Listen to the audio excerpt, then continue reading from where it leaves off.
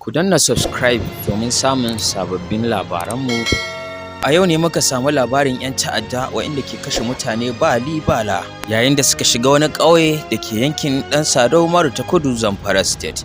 Sun kashe mai garin da kuma mataimakin shi da kuma ƙanin shi ba don komai ba kuma ba wai don suna da wani laifi ba.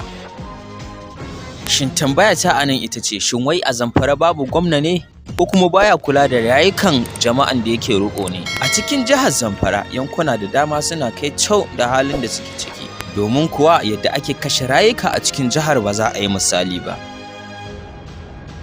Shin gwamnati ba za ta diba ba ne ko babu hannunta akan kulawa da waɗanda take riƙo, ta san da fa cewa jama'an da take riƙo take mulki haƙƙinta ne, haƙƙi kuma yana kanta.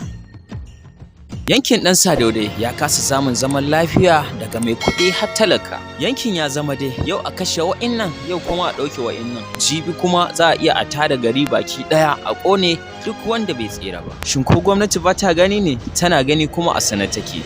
Bayan kuma Najeriya tana da kayan aikin da ya kamata ta zo ta magance wannan. To, Buhari shugaban ƙasa, ka zo ka taimaki wa'innan domin har haƙƙinsu yana a kanka. Matsalolin da sun kankama ne kuma suna cikin kankama, domin mahara ɗin za a ga su da kakin sojoji da bindigogi waɗanda suka fiye na sojoji. To amma me yasa ba za ka yi mamakin ta ina suka same su ba in ba da hannun manya ba, duba da ganin su Fulani ne. To jama'ar Zamfara dai kowa na ta kawo ƙorafin shi, amma ku bi mu a wannan channel ɗin, ku danna subscribe domin samun labarai ko da yaushe. Mun gode.